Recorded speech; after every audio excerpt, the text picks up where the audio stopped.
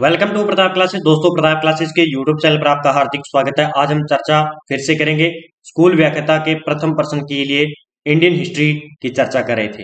तो आज हमारा टॉपिक होगा मुगल साम्राज्य।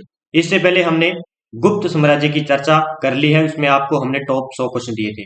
आज टॉप 100 प्रश्न मुगल साम्राज्य से रहेंगे हमारे। तो टॉप एमसीक्यू क्वेश्चन है जो बार बार एग्जाम में पूछे गए हैं।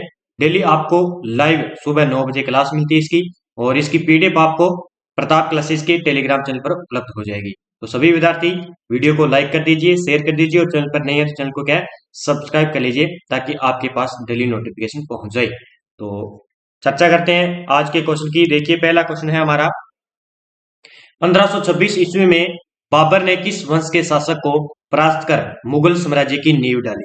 देखिए, 1526 की बात चल रही है और बाबर ने क्या किया था, किस वंश के शासक को परास्त कर क्या किया, मुगल साम्राज्य की नींव डाली थी। तो बाबर ने लोधी वंश का शासक कौन था, इब्राहिम लोधी। कौन था, इब्राहिम लोधी को हराकर मुगल वंश की स्थापना की। ठीक है, इसमें जो बाबर और इब्राहिम लोधी के बीच में जो प्रथम युद्ध हुआ था पानीपत का प्रथम युद्ध के तहत 1526 में मुगल साम्राज्य की बाबर ने नींव डाली थी। आगे बात करते हैं। देखिए, 2 नंबर क्वेश्चन की, पानीपत का प्रथम युद्ध कब हुआ था। 2 नंबर क्वेश्चन है कि पानीपत का प्रथम युद्ध कब हुआ था। ठीक है, तो प्रथम युद्ध हुआ था 21 अप्रैल 1526 को। पानीपत का प्रथम युद्ध हुआ था बाबर व इब्राहिम लोधी के बीच में, जिसमें बाबर विजेता रहा था। आगे देखिए, 3 नंबर क्वेश्चन की बात करते हैं। बाबर ने प्रसिद्ध तुलगुमा नीति का प्रयोग सर्वप्रथम किस युद्ध में किया। बाबर ने क्या किया, तुलगुमा पद्धति का प्रयोग किया था युद्ध में। तो कौन से युद्ध में किया था, वो किया था पानीपत के प्रथम युद्ध में। ठीक है, पानीपत के प्रथम युद्ध में बाबर ने तुलगुमा पद्धति अपनाई थी। आगे बात करते हैं क्वेश्चन का। देखिए, 4 नंबर, किस युद्ध में जीतने के उपरांत बाबर ने खजाने का मुंह अमीरी, सगे संबंधियों आदि के लिए खोल दिए और इस उदारता के लिए उसे कलंदर की उपाधि दी गई थी। तो किस युद्ध में ये दी गई थी इन्हें, पानीपत के प्रथम युद्ध में ही दी गई थी 1526 में। ठीक है, आगे बात करते हैं 5 नंबर क्वेश्चन की। देखिए, भारत में ग्रांड ट्रक रोड बनवाई थी। ग्रांड ट्रैक जो रोड है वो किसके द्वारा बनवाई गई थी, ये बनवाई गई थी शेर शाह सूरी द्वारा। किसके द्वारा, शेर शाह सूरी द्वारा बनवाई गई थी। आगे बात करते हैं 6 नंबर क्वेश्चन की। देखिए, गुजरात विजय की यादगार में अकबर ने किसका निर्माण करवाया था। गुजरात विजय की यादगार में अकबर ने बुलंद दरवाजा निर्माण करवाया था। ये लगभग 1602 की बात है। अकबर ने बुलंद दरवाजा का निर्माण करवाया था किसकी, जो है गुजरात विजय की। जब अकबर ने, तो उस टाइम उसने इसकी विजेता के टाइम बुलंद दरवाजा बनवाया था। इसका जो प्रवेश द्वार है इस बुलंद दरवाजे का, वो है ईरानी शैली में बना हुआ है, और उसकी जो बनावट है वो भारतीय शैली में बनी हुई है। ये आपको याद रखना है। आगे बात करते हैं। देखिए, 7 नंबर क्वेश्चन, आइन ए अकबरी एक महान ऐतिहासिक कृति निम्नलिखित में से किसके द्वारा लिखी गई है। आइन ए अकबरी आपको याद रखना है, ये एक महान ऐतिहासिक कृति है। ये किसके द्वारा लिखी गई है, तो ये लिखी गई है अबुल फजल के द्वारा। किसके द्वारा, अबुल फजल के द्वारा आइन ए अकबरी जो है पुस्तक लिखी गई है। ठीक है, और अबुल फजल की बात करें, जो पंचतंत्र है, विष्णु शर्मा का जो लेख है, पंचतंत्र को इन्होंने फारसी भाषा में अनुवाद किया था और उसका नाम था फारसी भाषा में अनवार ए सुहेली। अबुल फजल ने इसका क्या किया, फारसी में अनुवाद किया। एक था कालिया दमन, इसका भी इन्होंने क्या किया, फारसी में अनुवाद किया था अबुल फजल ने, कालिया दमन। इसका फारसी में क्या था नाम, अयार ए दानिश इसका नाम था। ठीक है, ये आपको याद रखना है। और अकबरनामा किसने लिखी थी, अबुल फजल ने लिखी थी। आगे बात करते हैं। देखिए, 8 नंबर क्वेश्चन की, पानीपत की दूसरी लड़ाई 5 अप्रैल 1556 को निम्नलिखित में से किसके बीच हुई थी। ये यहाँ पे 5 अप्रैल नहीं है, यहाँ पे क्या है, 5 नवंबर है। ठीक है, 5 नवंबर 1956 को पानीपत की कब हुई, दूसरी लड़ाई हुई थी। यहाँ पे अप्रैल नहीं है, यह है 5 नवंबर 1556 को पानीपत का जो है दूसरा युद्ध हुआ था। वो किन के बीच हुआ था, ये हुआ था अकबर और किसके साथ था, हेमू के साथ। इन दोनों के बीच में क्या हुआ, ये पानीपत की दूसरी लड़ाई हुई थी। 5 नवंबर 1556 को। अकबर है, तो अकबर का जन्म कब हुआ था? 15 अक्टूबर 1542 को। कब हुआ था? 15 अक्टूबर 1542 को अकबर का जन्म हुआ था। और इनके बचपन का नाम था जलाल खां। ठीक है। और इनका जो राज्य अभिषेक हुआ था, ये कब हुआ? ये हुआ 14 फरवरी 1556 को। कब हुआ? 1556 को। कहां पे? पंजाब के कालानौर स्थान पर। ठीक है। आगे बात करते हैं 9 नंबर की। देखिए, दीन ए इलाही नामक नया धर्म किसके द्वारा शुरू किया गया? ये दीन ए इलाही बार बार एग्जाम में पूछा जाता है। ये जो धर्म है किसके द्वारा स्टार्ट किया गया था? दीन ए इलाही। तो ये किया गया था अकबर के द्वारा। किसके द्वारा? अकबर के द्वारा स्टार्ट किया गया था। ये आपको याद रखना है। ठीक है। और जो दीन ए इलाही है, इसको सर्वप्रथम ऐसा कौन सा व्यक्ति था जिसने, हिंदू शासक व्यक्ति था जिसने इसको स्वीकार किया था? वो था बिरबल। कौन था? बिरबल ने इसको क्या है? स्वीकार किया था, दीन ए इलाही धर्म को। देखिए, अकबर ने दीन ए इलाही की स्थापना की। उसके बाद इसने दास प्रथा का अंत भी किया। क्या किया? दास प्रथा का अंत किया। कब? 1562 में। कब किया? 1562 में। देखिए, तीर्थ यात्रा की समाप्ति भी इसने 1562 में की थी अकबर ने। जजिया कर भी समाप्त किया था, लेकिन औरंगजेब ने उसको लगभग बाद में स्टार्ट कर दिया। इबादत खाने की स्थापना की थी अकबर ने 1556 में। इलाही समत की स्थापना 1587 में की थी। और राजधानी लाहौर स्थानांतरित की थी 1585 में। आगे बात करते हैं क्वेश्चन की 10 नंबर की। देखिए, मुगल प्रशासक व्यवस्था में मनसबदारी प्रणाली को किसने प्रारंभ किया था? तो मनसबदारी जो प्रणाली थी, ये भी किसके द्वारा स्टार्ट की गई थी? अकबर के द्वारा। ये एग्जाम में बार बार पूछा जाता है, आपको पता है कि अकबर के द्वारा मनसबदारी प्रणाली सर्वप्रथम स्टार्ट की गई थी। ठीक है। अकबर की बात करें तो अगर आपसे पूछ ले कि हिंदी साहित्य का क्या है, कि हिंदी साहित्य का स्वर्ण काल किसके शासनकाल में था? मुगल के अंदर, तो अकबर के शासनकाल में था। और एक अकबर जो है नगाड़ा वाद्य यंत्र बजाता था। ये एग्जाम में पूछा गया कि अकबर कौन सा वाद्य यंत्र बजाता था? नगाड़ा वाद्य यंत्र बजाता था। देखिए, 11 नंबर क्वेश्चन की बात करेंगे कि अपने काल का महान संगीतज्ञ तानसेन किसके दरबार में रहता था? ठीक है। तो ये तानसेन जो रहता था, ये रहता था किसके दरबार में? ये रहता था अकबर के दरबार में। किसके दरबार में? तानसेन। ये किसके दरबार में रहता था? अकबर के दरबार में रहता था। ये आपको याद रखना है। आगे बात करते हैं 12 नंबर क्वेश्चन की। देखिए, मुगल काल की राजभाषा कौन सी थी? जो मुगल काल है, इसकी राजभाषा कौन सी थी? तो इनकी राजभाषा थी फारसी। फारसी भाषा इनकी राजभाषा थी मुगलों की। ये आपको याद रखना है। आगे बात करते हैं। देखिए, सती प्रथा की बरतर्सना, ये क्या पे? यहाँ पे बरतर्सना। ठीक है। ये आपको याद रखना है। करने वाला मुगल सम्राट कौन था? तो सती प्रथा की बरतर्सना करने वाला मुगल सम्राट था अकबर। कौन था? अकबर। इसका आंसर क्या हो जाएगा? अकबर। आगे बात करते हैं 14 नंबर क्वेश्चन की। देखिए, किस युद्ध से भारत में मुगल राज्य की नींव पड़ी? किस युद्ध के बाद क्या पड़ा? कि भारत में मुगल राज्य की नींव पड़ी। तो ये था हल्दी घाटी का युद्ध। हल्दी घाटी का युद्ध, जो कि 18 जून 1576 में हुआ था। 18 जून 1576 में हल्दी घाटी का युद्ध हुआ था। ठीक है। भारत में मुगल राज्य की नींव पड़ी हल्दी घाटी के युद्ध के बाद। देखिए, आगे बात करते हैं। जो विद्यार्थी ईओ और आरओ एग्जाम 2023 की तैयारी करे हैं, तो उनके लिए स्पेशल राष्ट्रीय व अंतर्राष्ट्रीय प्लस में राजस्थान करंट अफेयर्स की टेस्ट सीरीज आपको उपलब्ध है। इसका प्राइस है 50 रुपए और प्रताप क्लासेस ऐप पर आपको उपलब्ध हो रही है। आपके एग्जाम के लिए बहुत ही महत्वपूर्ण है टेस्ट सीरीज। इस टेस्ट सीरीज को जरूर लीजिए और इसकी पीडीएफ आपको इसमें फ्री मिल जाएगी। आगे बात करते हैं क्वेश्चन की। देखिए, मुगल चित्रकारी किसके शासन काल में क्या है? कि मुगल चित्रकारी किसके शासन काल में पराकाष्ठा या चरमोत्कर्ष प्राप्त थी?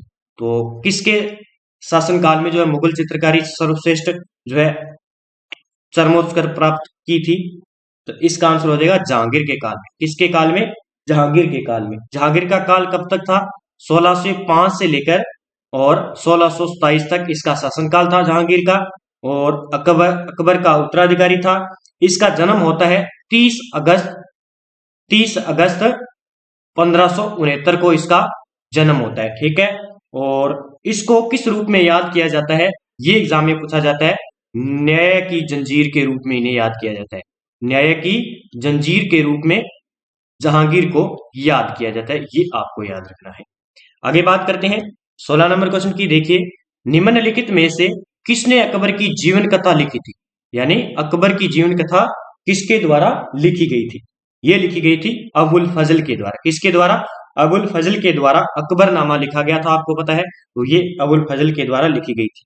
ये ऑप्शन में मिला फेजी। ये फेजी कौन था? अबुल फजल का भाई था।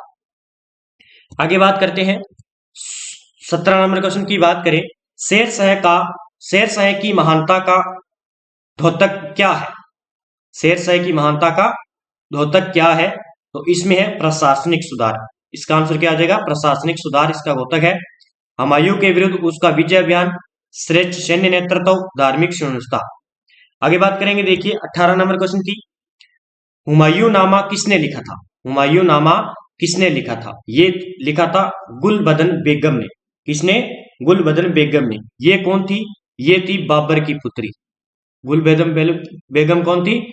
बाबर की पुत्री थी। इसने क्या लिखा था? हुमायूं नामा लिखा था। ये आपको याद रखना है। अगर आपसे पूछ ले तबकाते क्या है?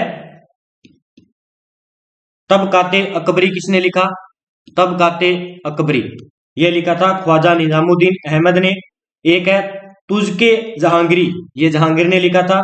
तारिक ए फरिश्ता, ये किसने लिखा था? मोहम्मद कासिम हिंदुस्ताद ने, फरिश्ता ने लिखा था। ठीक है, आगे बात करते हैं, देखिए 19 नंबर क्वेश्चन की। अकबर के शासनकाल में महाभारत का फारसी भाषा में अनुवाद किया गया था, वह किस नाम से जाना जाता है? कि अकबर के शासनकाल में क्या किया? जो महाभारत है उसका क्या किया गया? फारसी भाषा में अनुवाद किया गया। तो उस फारसी भाषा में इस महाभारत का नाम क्या है? तो इसका नाम है रजमनामा। क्या है? रजमनामा इसका नाम है, ये आपको याद रखना है। ठीक है, इस रजमनामे के लेखक कौन है? ये है मुल्ला शेरी नकीब खां और बदायूनी शेख सुल्तान हाजी। ये सारे इसके क्या है? लेखक है। और रामायण, ठीक है, रामायण का भी फारसी भाषा में अनुवाद किया गया था बदायूनी नकीब खां और शेख सुल्तान के द्वारा। अर्थवेद का भी किया गया था इब्राहिम सरहिंदी के द्वारा। ठीक है, आगे बात करते हैं, देखिए 20 नंबर। निम्नलिखित में से कौन अंतिम मुगल सम्राट था? तो अंतिम मुगल सम्राट कौन था? तो ये था बहादुर शाह जफर, बहादुर शाह सेकंड। कौन था? बहादुर शाह सेकंड मुगल अंतिम मुगल शासक था। आगे बात करते हैं 22 नंबर क्वेश्चन की। देखिए, अकबर के शासनकाल में भू राजस्व सुधारों के लिए कौन उत्तरदायी था? तो भू राजस्व सुधारों के लिए अकबर के शासनकाल में कौन था? टोडरमल था। कौन था? टोडरमल था। आगे बात करते हैं, देखिए 23 नंबर। अकबर द्वारा बनवाए गए उपासना या भवन या पूजा ग्रह का क्या नाम था? अकबर द्वारा बनवाए गए उपासना भवन पूजा ग्रह का क्या नाम था? तो इसका नाम था इबादत खाना। क्या था? इबादत खाना। ये आपको याद रखना है। 1575 में लगभग अकबर ने इनका निर्माण करवाया था, उपासना भवन पूजा ग्रह के लिए। इसका नाम इसने रखा इबादत खाना। आगे बात करते हैं, देखिए सुप्रसिद्ध संगीतज्ञ तानसेन और बेजू बावरा किसके शासनकाल में सुविख्यात थे? तो तानसेन और बेजू बावरा की बात आ रही है, तो ये थे अकबर के शासनकाल में ही थे। ठीक है, ये थे अकबर के शासनकाल में। आगे बात करते हैं, देखिए 24 नंबर। रामचरितमानस के लेखक तुलसीदास किसके शासनकाल से संबंधित थे? अब ये रामचरितमानस किसकी लिखी हुई है? तुलसीदास की लिखी हुई है। और ये किसके शासनकाल में थे? तो ये थे अकबर के शासनकाल में थे। इसका आंसर क्या हो जाएगा? डी हो जाएगा। आगे बात करते हैं, देखिए किस युद्ध में बाबर ने जिहाद यानी उसे कहते हैं धर्म युद्ध का नारा दिया, तमगा नामक कर को समाप्त किया और युद्ध जीतने के उपरांत गाजी यानी धर्म योद्धा की उपाधि धारण की थी? किस युद्ध में गाजी की उपाधि बाबर ने जो है प्राप्त की थी? तो ये थी खानवा के युद्ध में। कब? खानवा के युद्ध में। अब आपको बताना है कमेंट बॉक्स में कि खानवा का युद्ध कब हुआ था। आगे बात करते हैं, देखिए 26 नंबर क्वेश्चन की। मुबइयान नामक पद्य शैली के जन्मदाता बाबर ने अपनी आत्मकथा तुझ ए बाबरी किस भाषा में लिखी? तो तुझ ए बाबरी बाबर ने किस भाषा में लिखी थी? तुर्की भाषा में। किस भाषा में? तुर्की भाषा में लिखी थी। ठीक है, जो ये है मुबइयान, ये बाबर के द्वारा ही लिखी गई है। तुझके बाबरी दीवान, ये भी किनकी है? बाबर की है। ठीक है, आगे बात करते हैं 27 नंबर। बाबर मूल रूप से कहाँ का शासक था? तो बाबर मूल रूप से कहाँ का था? फरगना का था। कहाँ का शासक था? फरगना का। और बाबर का जन्म होता है 1483 ईस्वी में। कब होता है? 1483 ईस्वी में बाबर का जन्म होता है। फरगना का निवासी था और पिता का नाम था उमर शेख मिर्जा। और ज्यादातर एग्जाम में पूछा जाता है कि बाबर ने भारत पर कितनी बार आक्रमण किया था? 5 बार आक्रमण किया था। कितनी बार? 5 बार। आगे बात करते हैं, देखिए 28 नंबर क्वेश्चन की। बाबर को भारत पर आक्रमण करने के लिए आमंत्रित करने वाले में कौन शामिल नहीं है? क्या है कि बाबर को भारत पर आक्रमण करने के लिए आमंत्रित करने वाले में कौन सा शामिल नहीं था?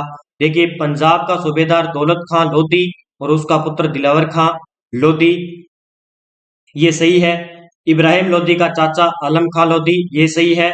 मेवाड़ का शासक राणा सांगा, ये सही है। चंदेरी का शासक मेंदिनी राय, ये जो है इसमें शामिल नहीं है। तो इसका आंसर क्या हो जाएगा? इसका आंसर डी हो जाएगा। आगे बात करते हैं, देखिए 29 नंबर। मुगल साम्राज्य के दृढ़ीकरण के दृष्टिकोण से सबसे निर्णायक युद्ध कौन सा था? मुगल साम्राज्य के सबसे दृढ़ीकरण के दृष्टिकोण से सबसे निर्णायक युद्ध कौन सा माना जाता है? तो ये माना जाता है खानवा का युद्ध। कौन सा? खानवा का युद्ध। ठीक है, आगे बात करते हैं, देखिए 30 नंबर क्वेश्चन की। सूची फर्स्ट को सूची सेकंड से मिलाना है। सूची फर्स्ट क्या कहती है कि बाबर द्वारा लड़े गए युद्ध है, और सूची सेकंड में है शासक। देखिए, पानीपत का प्रथम युद्ध 1526, खानवा का युद्ध 1527 में, चंदेरी का युद्ध 1528 में, और घाघरा का युद्ध 1529 में। इनसे संबंधित आपको क्या बताना है? शासक बताना है। ठीक है, तो इसमें देखिए हम चर्चा करते हैं। देखिए, पानीपत का प्रथम युद्ध हुआ था 1520 में, इसमें इब्राहिम लोधी था और बाबर था। खानवा के युद्ध में राणा सांगा, ठीक है, और चंदेरी के युद्ध में मेंदिनी राय था, और घाघरा के युद्ध में अफगानों के विरुद्ध मोहम्मद लोधी। तो ये सारे सही हैं। आगे चर्चा करते हैं, देखिए ऑप्शनों की। तो इसमें ऑप्शन क्या हो जाएंगे? ए नंबर इसका आंसर हो जाएगा। ठीक है, आगे बात करते हैं 31 नंबर। किसने मुगल साम्राज्य की राजधानी को आगरा से कहां स्थानांतरित किया? दिल्ली से। ठीक है, आगरा से दिल्ली में स्थानांतरित किया। वो मुगल साम्राज्य कौन सा था? तो वो था शाहजहां। किसने? शाहजहां ने क्या किया? आगरा से दिल्ली में स्थानांतरित कर दिया मुगल साम्राज्य की राजधानी। आगे बात करते हैं, देखिए 32 नंबर। अकबर के युवावस्था में उसका संरक्षण कौन था? तो अकबर के युवावस्था में उसका संरक्षण था बैरम खां। कौन था? बैरम खां। लगभग 556 ईस्वी से लेकर 1560 ईस्वी तक इसने इसका संरक्षण किया था, बैरम खां ने अकबर का। आगे बात करते हैं, देखिए किसने ऐसे बाग बगीचे जिसमें बहता पानी हो के निर्माण की परंपरा की शुरुआत की थी? तो ये की थी किसने? बाबर ने। किसके द्वारा की गई थी? बाबर के द्वारा। आगे बात करते हैं, देखिए निम्नलिखित में से कौन सी आत्मकथा है इसमें? इसमें आत्मकथा बतानी है कौन सी है? अकबरनामा है, हुमायूंनामा है, पातशाहनामा है, और तुजक ए बाबरी है। तो इसका आंसर क्या हो जाएगा? तुजक ए बाबरी। ये क्या है? एक आत्मकथा है। ठीक है, आगे बात करते हैं, देखिए 35 नंबर। कौन सा सुमेलित नहीं है इनमें से? हुमायूंनामा, ये गलत है। तुजक ए बाबरी बाबर की है। तुजक ए जहांगीरी जहांगीर की है। शाहजहांनामा मोहम्मद सालेह की है। तो हुमायूंनामा किसने लिखी थी? ये लिखी थी गुलबदन बेगम ने, जो बाबर की पुत्री थी। किसने लिखी थी? गुलबदन बेगम ने लिखी थी हुमायूंनामा। ये आपको याद रखना है। तो इसका आंसर हो जाएगा ए, इसका आंसर हो जाएगा। आगे बात करते हैं, देखिए 36 नंबर। राजा बिरबल की उपाधि किसे दी गई थी? राजा बिरबल की उपाधि महेश दास को दी गई थी। किसको? महेश दास। बिरबल का पहले पुराना नाम क्या था? महेश दास। उसके बाद अकबर ने इसको उपाधि दी थी बिरबल की। आगे बात करते हैं, देखिए 37 नंबर। किस मुगल शासक को 2 बार राज्याभिषेक हुआ था? यानी ऐसा कौन सा शासक था मुगल का जिनका क्या हुआ था? 2 बार राज्याभिषेक हुआ था। तो वो थे 2 बार शासक, ये थे औरंगजेब। कौन थे? औरंगजेब का 2 बार राज्याभिषेक हुआ था। आगे बात करते हैं 38 नंबर। ग्रांड ट्रैंक सड़क जोड़ती है किसको? ये दिल्ली से चेन्नई तक जोड़ती है, जिसका निर्माण शेर शाह सूरी द्वारा करवाया गया था। आगे बात करते हैं, देखिए 39 नंबर। वर्ष 1526 ईस्वी में लड़ी गई पानीपत की पहली लड़ाई में बाबर से कौन पराजित हुआ था? पानीपत की प्रथम लड़ाई की बात हो रही है 1526 में। तो बाबर से इब्राहिम लोदी, कौन हारा था? इब्राहिम लोदी हारा था। ये आपको याद रखना है, ठीक है। आगे बात करते हैं, देखिए 40 नंबर क्वेश्चन की। शेर शाह सूरी का मकबरा कहाँ स्थित है? शेर शाह सूरी का मकबरा कहाँ स्थित है? तो ये है सासाराम के अंदर। कहाँ पे है? सासाराम के अंदर शेर शाह सूरी का मकबरा बना हुआ है। आगे बात करते हैं, देखिए जो विद्यार्थी फर्स्ट ग्रेड, सेकंड ग्रेड और सीईटी सीनियर सेकेंडरी के एग्जाम की तैयारी करें तो उनके लिए स्पेशल ज्योग्राफी टेस्ट सीरीज उपलब्ध है, जिसमें आपको विश्व व इंडिया दोनों का भूगोल की टेस्ट सीरीज मिलेगी टॉपिक वाइज। इसकी प्राइस आपकी 50 रुपए रहने वाली है। तो सभी विद्यार्थी ये टेस्ट सीरीज जरूर खरीदें, क्योंकि आपके लिए बहुत ही महत्वपूर्ण है। जो विद्यार्थी फर्स्ट ग्रेड और सेकंड ग्रेड की एग्जाम की तैयारी करें तो टॉपिक वाइज इसमें आपको टेस्ट सीरीज मिलने वाली है, जो कि आपके लिए बहुत ही महत्वपूर्ण है। आगे बात करते हैं, देखिए क्वेश्चन की। अकबर का राज्याभिषेक कहां पर हुआ था? अकबर का राज्याभिषेक कहां पे हुआ था? तो कालानौर पंजाब के अंदर अकबर का राज्याभिषेक हुआ था, मैंने पहले भी बता दिया है। आगे बात करते हैं, देखिए गुरु अर्जन देव किस शासक के समकालीन थे? गुरु अर्जन देव किस शासक के समकालीन थे? तो ये थे जहांगीर के शासन के समकालीन थे। ये आपको याद रखना है, गुरु अर्जन देव। आगे बात करते हैं क्वेश्चन की, देखिए किस राजपूत वंश ने अकबर के सामने समर्पण नहीं किया था? सिसोदिया वंश, परमार वंश, चौहान वंश, चंदेल वंश। अकबर के सामने क्या किया था? अपने आप को समर्पण नहीं किया था। तो ये शासक था सिसोदिया वंश। कौन था? सिसोदिया वंश, ठीक है। आगे बात करते हैं, देखिए 44 नंबर। किस मुगल शासक को आलमगीर कहा जाता है? किस मुगल शासक को आलमगीर कहा जाता है? तो ये कहा जाता है औरंगजेब को। औरंगजेब को क्या कहा जाता है? आलमगीर की उपाधि के नाम से जाना जाता है। आगे बात करेंगे, देखिए 45 नंबर। सम्राट अकबर द्वारा किसको जरी कलम की उपाधि से अलंकृत किया गया था? जरी कलम की उपाधि से अलंकृत किया गया था अकबर द्वारा किस शासक को? तो ये किया गया था मोहम्मद हुसैन को। किसको? मोहम्मद हुसैन को अकबर ने क्या किया? इसको जरी कलम की उपाधि दी थी। आगे बात करते हैं 46 नंबर।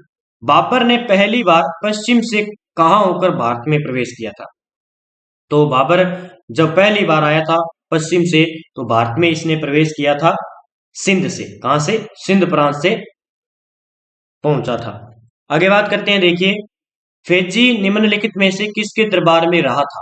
तो फेजी जो अबुल फजल का भाई था, ये किसके शासनकाल के दरबार में रहा था? ये अकबर के दरबार में था। आगे बात करते हैं, देखिए क्वेश्चन की।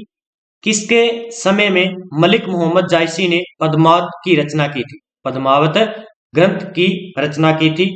ये था मलिक मोहम्मद जायसी द्वारा पद्मावत ग्रंथ की रचना की थी। और ये किसके शासक के समय की गई थी? तो ये की गई थी शेर शाह के शासन के काल में, ठीक है। आगे बात करते हैं, देखिए 49 नंबर। किसने चौसा की लड़ाई कब हुई थी? 1539 में हुमायूं को पराजित किया था। किसने चौसा की लड़ाई 1539 में हुमायूं को पराजित किया था? वो किया था शेर शाह ने। किसने? शेर शाह सूरी ने। आगे बात करते हैं 50 नंबर। हुमायूं का मकबरा कहाँ है? हुमायूं का मकबरा कहाँ बना हुआ है? तो दिल्ली के अंदर हुमायूं का मकबरा बना हुआ है। आगे बात करते हैं 51 नंबर क्वेश्चन की। किस मुगल शासक ने 2 बार शासन किया था? देखिए पहले क्वेश्चन था कि 2 बार राज्याभिषेक हुआ था, वो थे औरंगजेब। अब क्वेश्चन है कि किस मुगल शासक ने 2 बार शासन किया था? ठीक है, शासन की बात आ गई तो ये थे हुमायूं। इन्होंने 2 बार शासन किया था और 2 बार राज्याभिषेक इनका हुआ था औरंगजेब का। आगे बात करते हैं, देखिए भारत में बीबी का मकबरा स्थित है। बीबी का मकबरा स्थित है, ये है औरंगाबाद में। कहां पे है? औरंगाबाद में बीबी का मकबरा बना हुआ है। आगे बात करते हैं 53 नंबर। फतेहपुर सीकरी स्थित लाल पत्थर से निर्मित शेख सलीम चिश्ती के मकबरे को किसने संगमरमर का करवाया था? ठीक है, फतेहपुर सीकरी में स्थित है लाल पत्थर से निर्मित शेख सलीम चिश्ती के मकबरे को किसने संगमरमर का करवाया था? तो संगमरमर से बनवाया था, ये बनवाया था जहांगीर ने। किसने? जहांगीर ने, जिनका नाम था बचपन का सलीम। ठीक है, आगे बात करते हैं 54 नंबर। किस मुगल शासक को पहले आगरा में दफनाया गया? बाद में उसकी एक अफगान विधवा शव को काबुल ले गई और वहीं एक बाग में दफनाया। तो ये कौन थे? ये बाबर को दफनाया गया था। आगे बात करते हैं 55 नंबर क्वेश्चन की। देखिए अगला क्वेश्चन है हमारा कि किस मुगल शासक को उपवनों उद्यानों में अत्यंत अभिरुचि के कारण उपवनों का राजकुमार, मालियों का मुकुट कहा जाता है? तो ये कहा जाता है किसको? बाबर को कहा जाता है। ठीक है, बाबर को कहा जाता है। ठीक है, आगे बात करेंगे। देखिए शाहजहां ने निम्नलिखित में से किस शहर में मोती मस्जिद बनवाई थी? ये इंपॉर्टेंट कर लेना, मोती मस्जिद शाहजहां के द्वारा कहां पे बनवाई गई थी? ये बनवाई गई थी आगरा के अंदर मोती मस्जिद बनवाई गई थी। किसके द्वारा? शाहजहां के द्वारा। आगे बात करते हैं। देखिए किस मुगल बादशाह ने जजिया नामक कर पुनः लगाया था? देखिए ये लगाया था औरंगजेब ने, लेकिन सबसे पहले इसको समाप्त किसने किया था? अकबर ने। लेकिन औरंगजेब के शासन बनते ही इसने जजिया कर पुनः स्टार्ट कर दिया। आगे बात करते हैं। देखिए क्वेश्चन की अकबर के शासन काल में अलमगुजार नामक अधिकारी का कार्य क्या होता था? तो अलमगुजार नामक अधिकारी का जो मेन कार्य होता था मुगल वंश के अंदर, तो उस टाइम उसका कार्य होता था भूमि राजस्व का मूल्यांकन और संग्रहण करना। इसका मेन कार्य था अलमगुजार का। जो विद्यार्थी फर्स्ट ग्रेड की एग्जाम की तैयारी करें तो उनके लिए स्पेशल टॉपिक है ये मुगल वंश के कला व साहित्य। तो ये आपको सभी शब्दावलियां याद करनी है कि अमल गुजार क्या था, और साहित्य के बारे में, इनके मंदिरों के बारे में, इनके मकबरों के बारे में सब क्वेश्चन आपके साहित्य से संबंधित पूछे जाएंगे। आगे बात करते हैं। देखिए किस वर्ष वैसाखी के दिन 13 अप्रैल को गुरु गोविंद सिंह ने खालसा पंथ की स्थापना की थी? अब खालसा पंथ की स्थापना किसने की थी? गुरु गोविंद सिंह ने 13 अप्रैल को। किस वर्ष में? वैसाखी के दिन। तो इसका आंसर क्या हो जाएगा?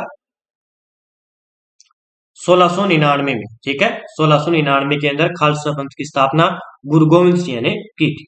आगे बात करते हैं। देखिए निम्न में से कौन सा मुगल बादशाह पहले तो अंग्रेजों का कैदी रहा और बाद में जीवन पर्यंत मराठों का पेशन भोगी रहा था? तो ये ऐसा कौन सा शासक था? वो था शाह आलम सेकंड। कौन था? शाह आलम सेकंड था। आगे बात करते हैं। देखिए 60 नंबर मुगल सत्ता की पुनः स्थापना हुमायूं ने कब की थी? मुगल सत्ता की पुनः स्थापना हुमायूं ने कब की थी? ये की थी 1555-56 में पुनः स्थापना मुगल की थी। आगे बात करते हैं। देखिए मुगल सत्ता की पुनः स्थापना किस युद्ध में हुमायूं को मिली विजय के फलस्वरूप हुई थी? तो दोबारा इसको पुनः स्थापना मिली थी मुगल की, वो किस युद्ध के बाद मिली थी? तो इसे मिली थी सरहिंद के युद्ध के बाद। ठीक है, आगे बात करते हैं। देखिए किस मुगल बादशाह के दुर्भाग्य पर व्यंग्य करते हुए लेनपुल ने लिखा है कि वह जीवन भर ठोकरें खाता रहा और ठोकर खाकर ही उसके जीवन का अंत हुआ था? तो ये कौन था? ये था हुमायूं। कौन था? हुमायूं। आगे बात करते हैं। देखिए मुगल प्रशासन में मुहत्सिब क्या था? मुगल प्रशासन में क्या था? मुहत्सिब क्या था? इसका आशय क्या था मुगल प्रशासन के अंदर? तो इसका आशय था लोक आचरण का अधिकारी मुहत्सव कहलाता था। आगे बात करते हैं। देखिए 64 नंबर मुगल प्रशासक में मदद ए मास इंगित करता था। मदद ए मास इंगित करता था मुगल प्रशासन में एक चुंगी कर, विद्वानों को दी जाने वाली राजस्व, अनुचित भूमि, सैन्य अधिकारियों को दी जाने वाली पेंशन, बुवाई कर। तो इसका आंसर क्या हो जाएगा? विद्वानों को दी जाने वाली राजस्व मुक्त अनुदान भूमि मदद ए मौस के नाम से जानी जाती थी। आगे बात करते हैं। देखिए 65 नंबर दास्तान ए अमीर हजमा का चित्रांकन किसके द्वारा किया गया? दास्तान ए अमीर हजमा का चित्रांकन किसके द्वारा किया गया? तो ये किया गया था अब्दूस समंद के द्वारा। आगे बात करते हैं। देखिए 66 नंबर मनसवी जो बाबर द्वारा मुस्लिम कानून के नियमों का संग्रह है, ये क्या है? मनसवी। तो ये है मुबायन। क्या है? मुबायन। ठीक है, मनसवी है ये। आगे बात करेंगे 67 नंबर औरंगजेब द्वारा चलाए गए जिहाद का अर्थ क्या है? औरंगजेब द्वारा चलाए गए जिहाद का अर्थ क्या है? तो ये है द्वार उल इस्लाम, क्या है? दार उस इस्लाम। आगे बात करते हैं, देखिए 68 नंबर, दिल्ली के लाल किले का निर्माण किसके द्वारा करवाया गया था? जो दिल्ली का लाल किला है, इसका निर्माण किसके द्वारा करवाया गया था? जहांगीर के द्वारा लाल किले का निर्माण करवाया गया था। आगे बात करते हैं, देखिए 69 नंबर, हुमायूं द्वारा लड़े गए 4 प्रमुख युद्धों का तिथि अनुसार सही क्रम अंकित करें, युद्ध स्थलों के नाम अंकित है। तो इसमें बताना है हुमायूं द्वारा लड़े गए युद्ध। तो इसका आंसर हो जाएगा, इसने पहला दोरा का युद्ध लड़ा, उसके बाद चौसा का युद्ध, उसके बाद कन्नौज या जिसे बिलग्राम का युद्ध कहते हैं, उसके बाद सरहिंद का युद्ध। ठीक है, इसने इसके बाद क्या किया? अपने जो मुगल सत्ता थी इसको पुनः स्थापित कर लिया था। तो इसका आंसर क्या हो जाएगा? बी इसका आंसर हो जाएगा। आगे बात करते हैं, देखिए निम्नलिखित में से किस इतिहासकार ने शाहजहां के शासनकाल को मुगल काल का स्वर्ण युग कहा है? तो देखिए किसके शासनकाल को? शाहजहां के शासनकाल को मुगल काल का सुवर्ण युग कहा था, स्वर्ण युग। ये कौन थे? ये थे A.L. श्रीवास्तव। कौन थे? A.L. श्रीवास्तव थे। ठीक है, और जो गुप्त काल का स्वर्ण काल बताया था वो थे V.S.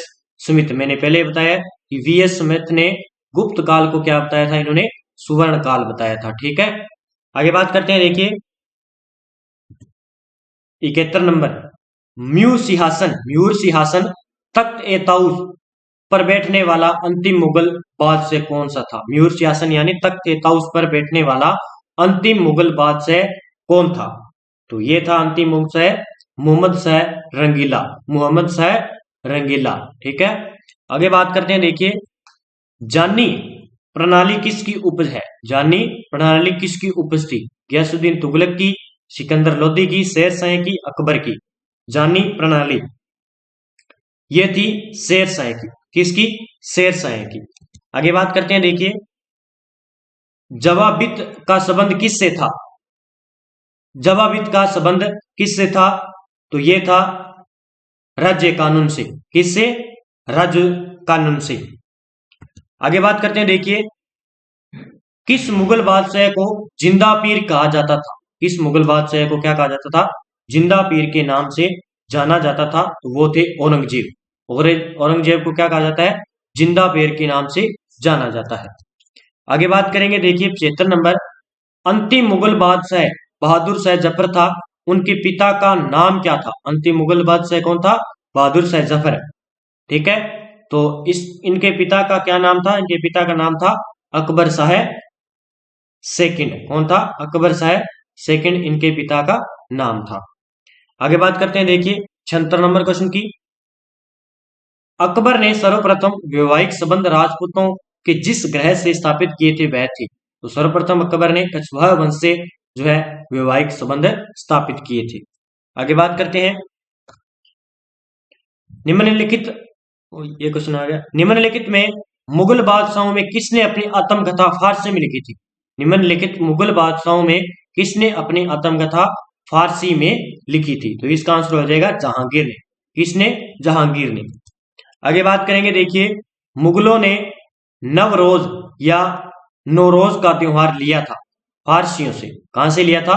फारसियों से मुगलों ने नवरोज या नौरोज का त्योहार लिया था। ये एग्जाम में पूछा जा सकता है। आगे बात करते हैं, देखिए कौन सा मकबरा द्वितीय ताजमहल कहलाता है? कौन सा मकबरा द्वितीय ताजमहल के नाम से जाना जाता है? तो ये है राबिया उद दौरानी का मकबरा, या जिसे कहते हैं बीबी का मकबरा। ठीक है, औरंगाबाद में ये बीबी का मकबरा ये है राबिया उद दौरानी का मकबरा।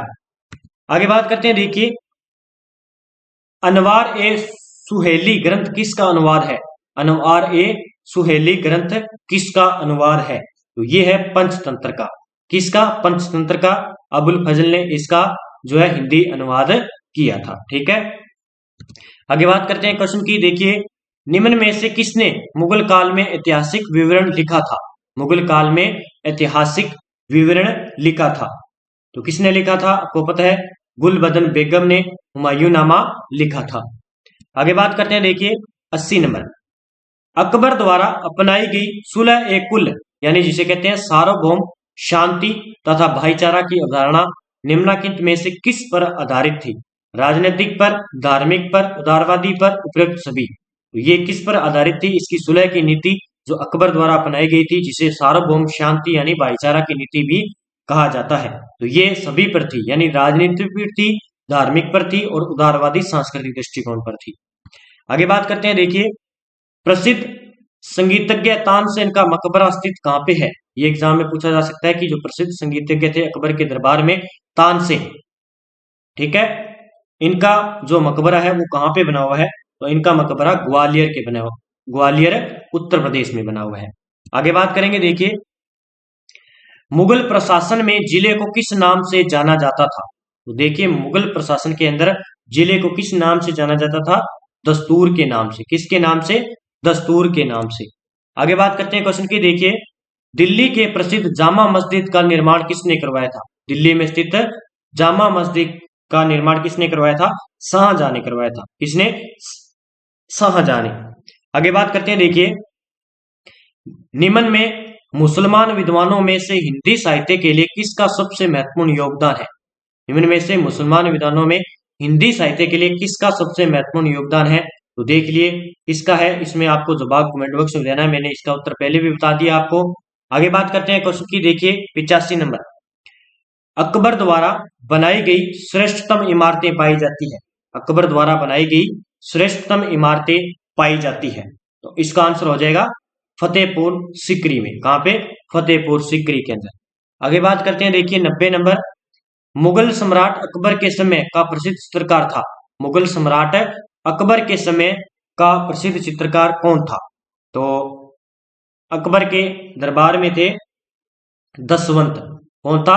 दसवंत और बिशनदास, ये दो थे वैसे, लेकिन ज्यादातर जो था वो था दसवंत और एक उस्ताद मशहूर, ठीक है। आगे बात करते हैं, देखिए 91 नंबर, निम्नलिखित में से किसमें हिंद तथा ईरानी वास्तुकला का सर्वप्रथम समन्वय देखने को मिलता है? ताजमहल में, लाल किले में, पंचमहल में, शेरशाह के मकबरे में। तो इसका आंसर हो जाएगा शेरशाह के मकबरे में जो है सबसे ज्यादा हिंदी और ईरानी वास्तुकला का समन्वय देखने को मिलता है। इसका आंसर डी हो जाएगा।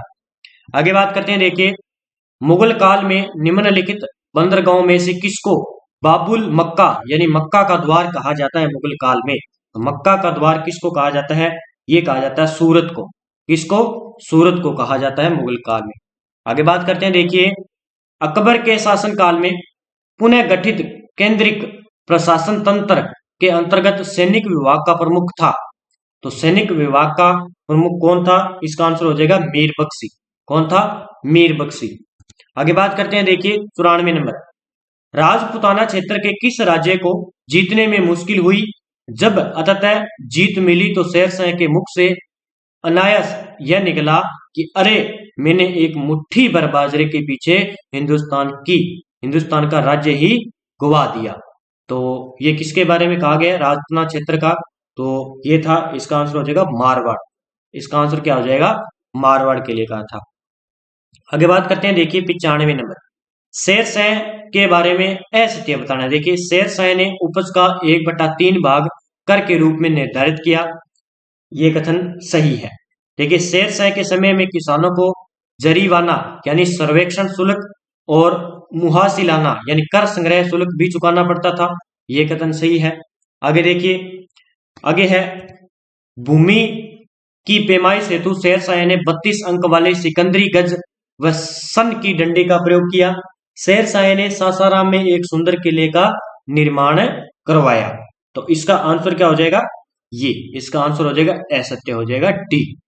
आगे बात करते हैं, देखिए शेरशाह कालीन प्रशासन में फौजदार क्या था? फौजदार क्या था शेरशाह कालीन प्रशासन में? शेरशाह सूर्य के काल में फौजदार क्या होता था? तो ये होता था कोषाध्यक्ष। इसे क्या कहते थे? कोषाध्यक्ष। आगे बात करते हैं, देखिए शेरशाह कालीन प्रशासन में कानूनगो का काम क्या था? जो कानूनगो होता था शेरशाह के काल में, इसका काम क्या था? इसका काम था भूमि संबंधी रिक्का में रखना, ठीक है, भूमि संबंधी रिक्का के रखना। आगे बात करते हैं, देखिए 98 नंबर क्वेश्चन, शेरशाह के क्या है कि शेरशाह के भू राजस्व व्यवस्था के संदर्भ में क्या सही नहीं है। देखिए पहला है भू सर्वेक्षण के आधार पर एक रजिस्टर जिसे खसरा खतानी तैयार किया गया। राई भू राजस्व निर्धारण के लिए फसल दरों की सूची लागू किया गया। आगे देखिए उपज के आधार पर भूमि की 3 श्रेणियां थी, उत्तम, मध्यम और निम्न। भू राजस्व की दर का उपज 1/6 भाग तय किया गया था। तो इसका आंसर क्या हो जाएगा, इसका आंसर देखिए, इसका आंसर हो जाएगा, इसका आंसर हो जाएगा डी। तो भू राजस्व की दर का उपज 1/6 भाग नहीं था, ये इसका आंसर हो जाएगा डी। आगे बात करते हैं, देखिए शेरशाह ने असफी, रुपया, दाम नामक नए सिक्के चलवाए, वे जिन धातुओं से बने होते थे वे थे। देखिए असफी, रुपया और दाम किन धातुओं से बने होते थे, ये बने होते थे सोना, चांदी और तांबा से। ठीक है, आगे बात करते हैं क्वेश्चन की। देखिए दिल्ली का पुराना किला किसके द्वारा बनवाया गया था। तो दिल्ली का पुराना किला था वो किसके द्वारा बनवाया गया था, शेरशाह सूरी के द्वारा बनवाया गया था। आगे बात करते हैं, देखिए सूची फर्स्ट को सूची सेकंड से मिलाना है। देखिए दास प्रथा की समाप्ति अकबर के द्वारा की गई थी, तीर्थ यात्रा की समाप्ति और जजिया कर की समाप्ति, सूबों का पुनर्गठन अकबर के द्वारा किया गया था। इसका मिलान करना है, इसमें आपको सन दिए हैं। देखिए दास प्रथा की समाप्ति